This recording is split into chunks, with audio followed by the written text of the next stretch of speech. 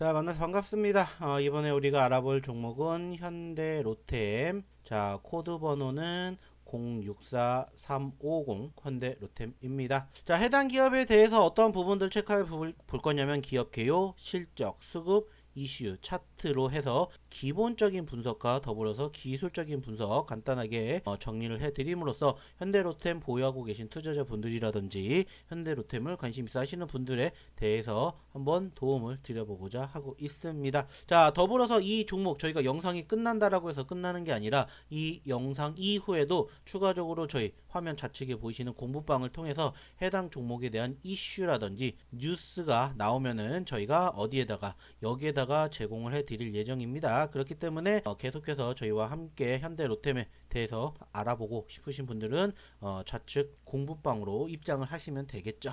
자, 그러면 이제 좌측 공부방을 어떻게 입장하시는지 추가적으로 설명드리도록 할게요. 자, 지금 현재 여러분들이 보시고 계시는 영상 하단에 보시면은 댓글 하나가 있습니다. 자, 이 댓글을 보시면은 이렇게 나와 있고 클릭을 하시라고 나와 있는데 여기를 클릭해 주시면 돼요. 자, 그래서 여기를 클릭을 해주시면은 어떠한 내용이 나오게 되냐면은 바로 이 내용이 나옵니다. 그래서 주식 리서치 공부방이라고 해가지고 여러분들이 입장하실 수 있는 방법을 소개시켜 드렸는데 어려운 거 없습니다. 여기만 클릭하시면 돼요. 여기만 클릭하시면은 저희 공부방에 입장하시게 되고요. 추가적으로 저희가 또 함께 뭐도 하고 있냐면은 설문조사도 같이 하고 있습니다. 그래서 간단하게 클릭만 한 번씩 해주시고 동의하시고 제출해 주시면은 자, 설문조사가 완료가 되기 때문에 여기까지 함께 해주셨으면 좋겠다 말씀 드려보도록 하겠습니다. 자, 그럼 이제 본격적으로 해당 기업에 대해서 조금 알아보도록 하겠습니다. 자, 현대로템 하면 이제 어떠한 기업으로 알려져 있냐면은 해당 기업 같은 경우에는 대표적으로 운수 장비에 편입이 되어 있지만 조금 더 디테일하게 기관, 기타 철도 차량 제조업으로 평가가 되어 있다고 해요. 자, 근데 이 부분들을 조금 더 디테일하게 나열해 놓는다면은 해당 기업은 이제 이러한 부분들로 나뉠 수가 있다 라는 점입니다.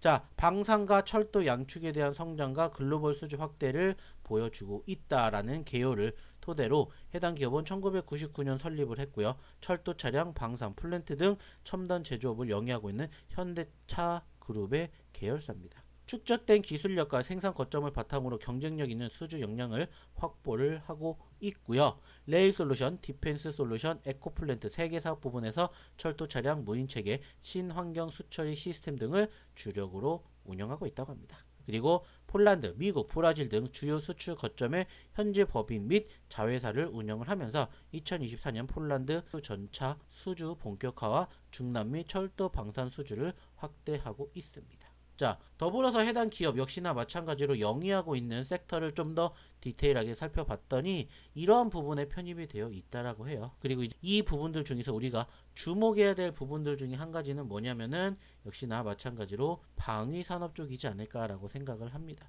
여러분들도 한 번쯤은 들어보셨을 조방원, 조선 방산 원자재 이렇게 해가지고 이 방산에 편입이 되어 있는 기업입니다. 특히나 올해 아시는 것처럼 코스피가 4,000포인트를 돌파를 하게 되었는데 이 4,000포인트를 돌파를 하면서 소위 말해가지고 주력 섹터들이 있었어요. 섹터. 그리고 그 주력 섹터가 IT, 반도체, 그리고 추가적으로 뭐가 있었고요. 제약바이오가 있었고요.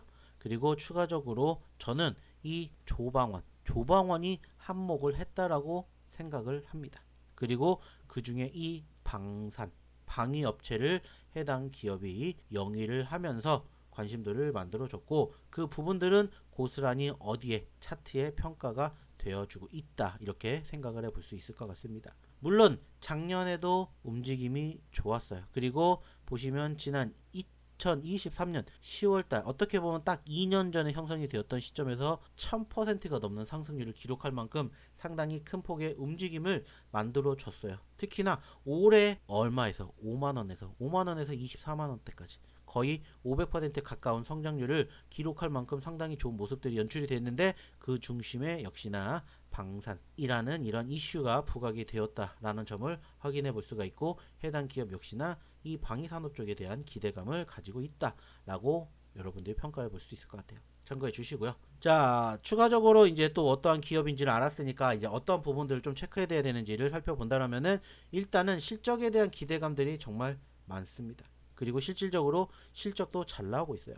2024년 폴란드 큐 전체 수출과 레이솔루션 해외 프로젝트로 매출 무려 4조 3,765억 원을 기록을 했고요. 영업이익 또한 4,566억 원을 기록하면서 최대 실적을 경신 중에 있다고 합니다. 해외 방산 매출 확대, 레이솔루션 원부 자재의 가격 안정으로 원가율과 채산성이 개선됐고요. 판관기 증가에도 영업이익률과 순이익률이 대폭 상승을 했다고 합니다. 2차 폴란드 큐 전차 본계약과 중동, 중남미, 레일, 방산 신규 수주 증가, 정부 친환경 인프라 투자 확대 등의 매출 성장과 수익성에 긍정적인 영향을 끼치고 있다 라고 우리가 생각해 볼 수가 있고요. 이 부분들은 역시나 고스란히 어디에 매출에 확인이 되고 있습니다. 좀 전에도 말씀을 드렸듯이 2022년 3조 1천억 원, 2023년 3조 5천억 원에서 2024년 4조 3천억으로 계속해서 증가를 하고 있는데 올해 예상치는 무려 5조 6천억 원으로 기대가 된다고 합니다.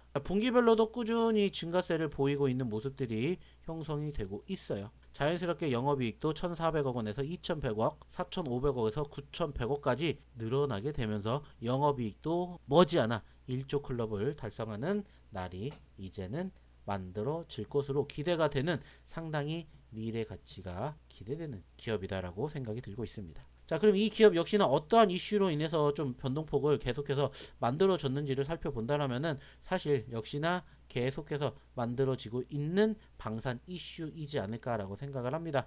그러다 보니까는 자연스럽게 증권사에서도 투자에 대한 상향 조정을 지속적으로 만들어주고 있는 게 아니냐 이렇게 생각을 해볼 수 있을 것 같아요. 뭐 최근에도 보시면은 아시는 것처럼 키움증권에서 현대 로템에 대해서 3분기 프리뷰 하면서 투자 의견을 여전히 바이로 발행을 했고요. 목표가를 무려 30만원까지 상향 조정하는 모습들을 확인해 볼 수가 있었습니다. 자, 그리고 최근의 움직임을 봤었을 때 적어도 20% 이상의 추가 상승 여력이 있다라는 부분들을 확인해 볼 수가 있습니다. 참고해 주셨으면 좋겠고요. 실질적으로 키움증권뿐만이 아니라 지속적으로 다른 증권사에서도 계속해서 해당 기업에 대한 의견을 내주고 있다라는 점들을 우리가 생각해 볼 수가 있겠고요. 그 중심에 역시나 어떤 부분들을 체크를 안 해볼 수가 없냐면은 역시나 이제 투자자별 매매 동향을 체크 안 해볼 수가 없는데 여기에서도 역시나 외국인의 수급이 뒷받침이 되면서 해당 기업의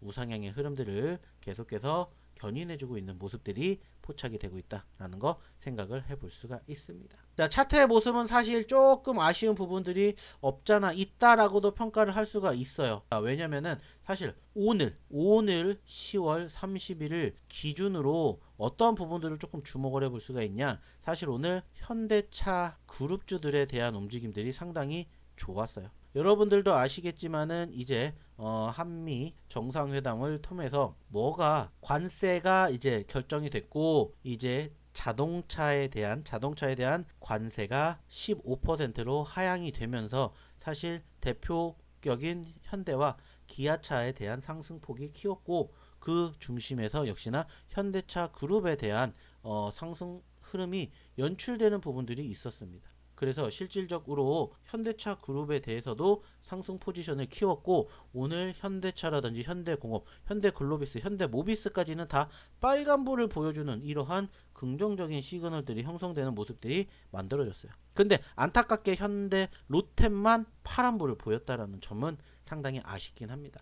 물론 소외가 됐다 이렇게 평가할 수는 없지만은 다소 밀렸던 부분들, 여기에서 한 번쯤은 소위 말하는 정고점을 뚫어준다라면은 아까 얘기를 드렸던 증권사 리포트의 30만도 이제 불가능한 게 아니다 라고 생각을 해볼 수가 있겠지만은 일단은 여기에 대한 도움을 받지 못했다, 즉 수급이 뒷받침되지 못했다 라는 점들은 살짝은 아쉬운 부분이다 라고 생각을 해요. 물론 아까도 얘기를 드렸듯이 외인들의 수급이 뒷받침이 되고 있고 오늘도 역시나 외인들의 수급이 매수세를 보여줬고 개인까지도 매수세를 보여주면서 추가 상승을 기대했지만 결국에는 기관, 그 중에서도 오늘 투신 쪽에 대한 매도세가 너무나 강했다라는 아쉬움을 확인해 볼 수 있을 것 같습니다. 자, 추가적으로 차트 역시나 보시면은 계속해서 우상향을 만들어 주고 있고, 증권사에서도 30만 원을 본다라고 얘기를 드린 만큼 저도 충분히 30만 원 불가능하진 않을 거라고 생각해요. 다만 아까도 얘기를 드렸던 이 24만 9,500원 전 고점을 얼마나 빠르게 돌파를 하는지 여부, 그리고 보시면은 거래량이 사실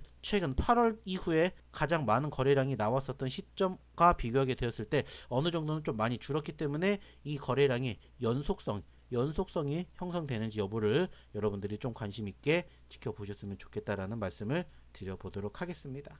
참고해 주시기 바라겠고요. 자, 더불어서 이 기업에 대해서 추가적인 흐름을 여러분들이 궁금해 하신다면은 저희 공부방에 오셨으면 좋겠다라는 말씀 드리고 싶어요. 해당 기업에 대한 추가적인 이슈라든지 뉴스거리 여러분들과 함께 공유해 드릴 예정이고요. 더불어서 여기에 대한 내용과 더불어서 기타 다른 종목군들에 대한 이슈도 여러분들과 함께 할 겁니다. 그렇기 때문에 빨리 저희 공부방 입장해 주셨으면 좋겠다는 말씀 드려보도록 하겠고요. 다시 한번 공부방 입장하는 방법 설명드리면은 영상 하단에 있는 댓글란에 내용 클릭해 주시면은 좋겠다라는 말씀 드리면서 이번 영상 여기서 마치도록 할게요. 감사합니다.